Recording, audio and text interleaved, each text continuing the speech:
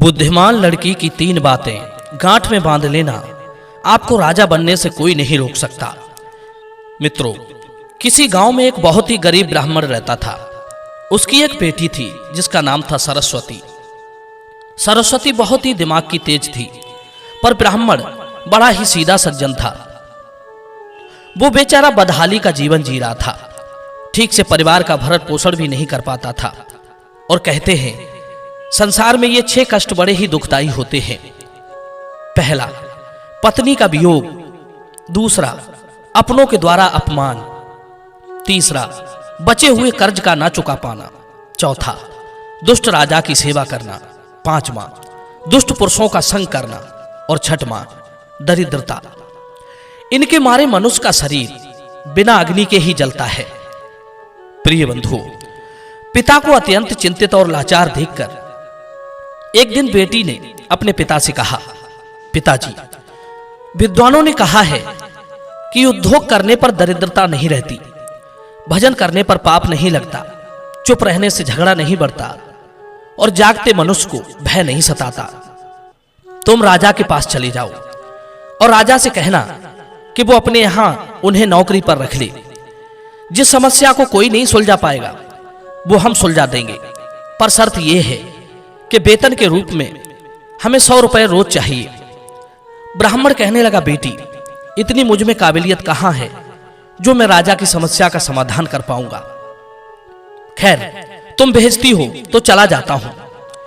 बेटी के कहने से गरीब ब्राह्मण राजा के दरबार में पहुंचा और जैसा जैसा बेटी ने समझाकर भेजा था, ब्राह्मण ने राजा से वैसा ही कह दिया और हर रोज वेतन का 100 रुपए भी मांग लिया। राजा कहने लगा, ब्राह्मण महाराज, जानते हो 100 रुपया वेतन हमारे यहां दीवान को भी नहीं मिलता है और तुम हमसे 100 रुपए रोज पाना चाहते हो। ब्राह्मण ने सिर झुकाकर उत्तर दिया, हां महाराज, 100 रुपए से कम नहीं लूंगा। उधर दीवान ने पंडित को देखा कि उसका रंग गोरा है, शरीर बहुत कमजोर है, मैले कुचैले फटे पुराने वस्त्र हैं, सिर पर ऊट पटांग ढंग से पगड़ी बंधी हुई है। उसकी हुलिया बता रही थी कि ब्राह्मण बहुत ही दीन गरीब है। फिर भी दीवान को ना जाने क्या सूझी। उसने राजा से कहा, महाराज, इसे आप 100 रुपए में रख लीजिए। ये ब्राह्मण है तो दरिद्र, पर जब 100 रुपए से कम में नहीं मार रहा है तो जरूर इसमें कोई ना कोई खास बात होगी। राजा बोला, दीवान जी, यदि इसे मैं 100 रुपए रोज पर रख लूं तो क्या औरों के साथ अन्याय नहीं होगा? हमारे पुराने दरबारी तक इतना रुपया नहीं पाते हैं। दीवान ने फिर कहा, महाराज, ब्राह्मण यदि 100 रुपए पाने की जिद पर अड़ा है तो जरूर कोई ना कोई विशेष बात तो इसमें होगी। इसकी हुलिया देखकर किसी निष्कर्ष पर मत पहुंचिए। दीवान के ज्यादा आग्रह करने पर राजा ने ब्राह्मण को अपने यहां रख लिया। शाम को राजा ने गरीब ब्राह्मण को 100 रुपए दिए। 100 रुपए लेकर गरीब ब्राह्मण अपने घर आया और वे रुपए उसने अपनी बेटी और पत्नी के आगे रख दिए। पत्नी ने आज पहली बार इतने पैसे देखे थे। उसकी आंखें चौंधिया गईं। कहने लगी, अजी, इतने पैसे कहां से लाए हो? ब्राह्मण ने कहा, देखो, भयभीत होने की कोई बात नहीं है। ये पैसे मैं कहीं से चुरा कर नहीं लाया हूं। मैं बेटी सरस्वती के कहने से आज राजा के दरबार में गया था और राजा से 100 रुपए रोज वेतन पाने वाला काम मांग लिया। दीवान की सिफारिश पर राजा ने मुझे रख लिया, लेकिन मैं ये सोचकर हैरान हूं कि राजा ने रख तो लिया है, अगर कभी कोई ऐसा काम आ गया तो मैं उसे कैसे हल करूंगा? तभी बेटी ने हंसते हुए कहा, पिताजी, घबराइए नहीं, देने वाला तो ईश्वर है। जब वो देता है तो छप्पर फाड़ कर देता है। जब उसने दिया है तो समाधान भी वही बताएगा। आज ब्राह्मण को अपनी बेटी के फैसले पर बहुत खुशी हो रही थी। अब तो हर रोज ब्राह्मण को राजा के दरबार से 100 रुपए मिलने लगे। पिता वे पैसे बेटी को लाकर दे देता। बेटी सरस्वती ने पहले तो उन पैसों से अपनी रोजमर्रा की जरूरतों को पूरा किया, फिर उन पैसों को परोपकार के कार्यों में लगाने लगी। वो उन पैसों से गरीबों को खाना खिलाती, जंगलों में रहने वाले पशुओं के लिए पानी की व्यवस्था कराती और धीरे धीरे उसने एक पाठशाला खुलवा दी, ताकि गरीब लोगों के बच्चे जो पैसों की वजह से पढ़ नहीं पाते हैं, अक्सर बहुत से गरीब होनहार बच्चों का भविष्य भी गरीबी के कारण सिमट कर रह जाता है। उनके अंदर की उड़ने वाली योग्यता को धन न होने के कारण पंख नहीं मिल पाते। इसीलिए योग्य होने पर भी वे बस लाचार बनकर रह जाते हैं। सरस्वती उन रुपयों से हर एक भूखे लाचार की सहायता करती थी। उधर ब्राह्मण को देखकर दूसरे दरबारी उनसे जलने लगे। वे हमेशा सोचते रहते थे कि दीवान की मूर्खता के कारण यह मूर्ख पंडित रोज 100 रुपए ले जाता है और राजा साहब ने अभी तक इससे कोई 100 रुपए वाला काम नहीं लिया।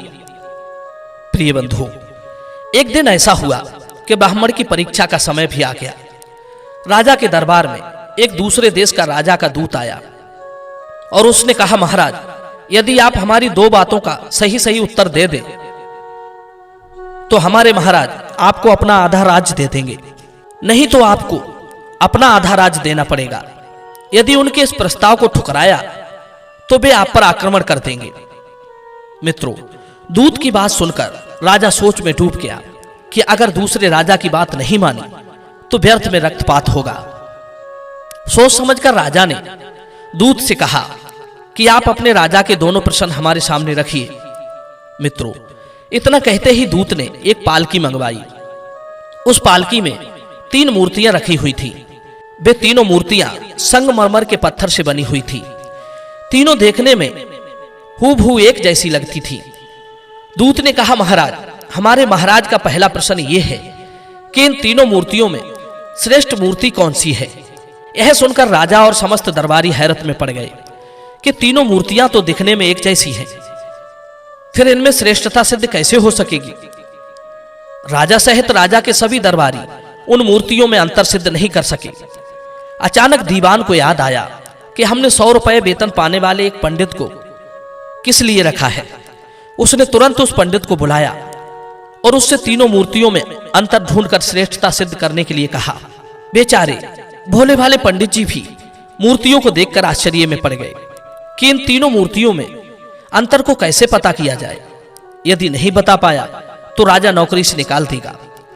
अब तो दरबार के जलने वाले लोग भी सोचने लगे कि आज इस ब्राह्मण का खेल खत्म हो जाएगा। काफी देर मूर्तियों को गौर से देखने के बाद भी पंडित जी को कुछ समझ में नहीं आया तो पंडित जी ने कहा, महाराज, इन मूर्तियों को एकांत कक्ष में रखवा दीजिए, तब तक मैं घर होकर आता हूं, लौटकर मैं इनका अंतर आपको जरूर बता दूंगा। इतना कहकर पंडित जी अपने घर को चले गए। राजा ने उन मूर्तियों को एकांत कक्ष में रखवा दिया। पंडित जी सीधे अपने घर गए और पूरी बात अपनी बेटी को बता दी। बेटी ने कहा, पिताजी, जब तीनों मूर्तियां एक जैसी हैं तो अंतर जरूर उनके अंदर होगा। तुम एक काम करना, एक पतला सा तार उन मूर्तियों के कान में डालना। वो तार कहां निकलता है ये बात आकर मुझे बताना, मैं आपको उनका अंतर समझा दूंगी। अब तो पंडित जी मूर्तियों के पास आए और एक पतला सा तार उनके कान में डालकर देखने लगे। एक मूर्ति के कान में तार डाला तो वो तार दूसरे कान से बाहर निकल गया। दूसरी मूर्ति के कान में तार डाला तो वो मुंह से बाहर निकल गया। तीसरी मूर्ति के कान में तार डाला तो वो बाहर ही नहीं निकला। ब्राह्मण ने पूरी बात अपनी बेटी को आकर बताई। बेटी ने समझाया, पिताजी, जिस मूर्ति के कानों के छेद आर पार हैं उसका अर्थ है कि वो एक कान से सुनती है और दूसरे कान से निकाल देती है, और दूसरी मूर्ति कान से सुनकर मुंह से निकाल देती है। तीसरी मूर्ति कान से सुनकर उसे पेट में छुपा कर रखती है। यही मूर्ति उन तीनों में श्रेष्ठ है। जो मनुष्य सबकी सुनकर उसे अपने अंदर रखता है, उसे किसी से कहता नहीं, समय आने पर उसको प्रयोग में लाता है, वही मनुष्य बुद्धिमान माना जाता है। बेटी ने जैसा बताया पंडित जी ने वैसा ही राजा को बता दिया। दूसरे देश का राजा इस उत्तर से बहुत संतुष्ट हुआ। पंडित जी के जवाब से सभी दरबारी भी बहुत प्रसन्न हुए, उनकी जय जयकार करने लगे। दूत ने दूसरा प्रश्न रखा कि ऐसा व्यक्ति कौन है जो एक तो मृत से जीवित रहता है और दूसरा जीवित रहने से जीवित रहता है। पंडित जी प्रश्न सुनकर फिर भागकर बेटी के पास गए। बेटी ने बताया कि पिताजी, इसका उत्तर एक तो आप हैं और एक है वैद्य। जब व्यक्ति मर जाता है तो मरने वाले के दाह संस्कार से लेकर श्राद्ध कर्म तक के कार्य करा के पंडित ही दक्षिणा लेकर अपनी जीविका चलाता है, और वैद्य मृत्यु की ओर जाने वाले बीमारों को जीवित रखता है और अपना पेट भरता है। पंडित जी ने यही उत्तर जाकर राजा के सामने रख दिया। पूरे दरबार में पंडित जी की वाह-वाह होने लगी। शर्त के अनुसार राजा को आधा राज्य मिल गया। पंडित जी की इज्जत बढ़ गई। एक दिन राजा ने सोचा कि प्रश्न सुनकर पंडित जी अपने घर क्यों जाते थे। जरूर कुछ तो कारण था। राजा के पूछने पर पंडित जी ने बताया कि उनकी बेटी बड़ी बुद्धिमान है, उसके कहने पर ही मैं तुम्हारे यहां नौकरी कर रहा हूं और उसी ने ही इन प्रश्नों के उत्तर बताए हैं। सुनकर राजा भी बड़ा खुश हुआ। राजा ने सरस्वती को अपने महल में बुलवाया और उससे पूछा, बेटी तुमने ये ज्ञान कहां से प्राप्त किया है? उसने मुस्कुराकर जवाब दिया, महाराज मैंने ये ज्ञान अपने पिता से पाया है। मेरे पिताजी बहुत ही विद्वान हैं। उन्होंने शास्त्रों का बहुत अध्ययन किया है। उन्होंने बेटों की तरह मुझे भी सभी शास्त्र पढ़ाए हैं। उन्होंने अपने परिवार और समाज की परवाह ना करके मुझे वेदों व शास्त्रों का ज्ञान कराया। ये उन्हीं की कृपा का फल है। हे महाराज, मेरे पिता सीधे साधे हैं। उनमें आत्मविश्वास की कमी थी। वे जीवन भर अपने सीधेपन से गरीबी का दुख भोगते रहे। इस बार इन्होंने मेरी सलाह मानी और वे सफल हो गए। राजा कहने लगा, बेटी मुझे तुम पर बहुत गर्व है। तुमने एक पिता का मान बढ़ाया है, साथ ही साथ एक राष्ट्र का नाम रोशन किया है। मांगो, तुम क्या मांगना चाहती हो? सरस्वती बोली, महाराज मैं चाहती हूं कि हमारे राज्य में बेटों की तरह बेटियां भी शिक्षा प्राप्त करें। कहते हैं जहां नारी अज्ञान के अंधकार में भटकती है वहां कभी सुख शांति नहीं आ सकती। नारी अपनी संतान की गुरु होती है। यदि वो शिक्षित है तो उसकी संतान भी शिक्षित होगी, उज्जवल भविष्य वाली, सुयोग्य बन जाएगी। सरस्वती के कहने पर राजा ने अपने राज्य में नारी शिक्षा को बढ़ावा दिया और सरस्वती को इस काम की जिम्मेदारी सौंप दी कि वो ही बेटियों को शिक्षा के लिए जागरूक करे। कहते हैं जिस तरह सुंदर से सुंदर फूल भी बिना सुगंध के व्यर्थ है, उसी प्रकार मनुष्य चाहे कितना ही रूपवान हो, यौवन से भरपूर हो, बलवान हो, बड़े कुल में पैदा हुआ हो, स्त्री हो या पुरुष, विद्या के बिना, नीति ज्ञान के बिना सब व्यर्थ है। उसकी कोई शोभा नहीं होती।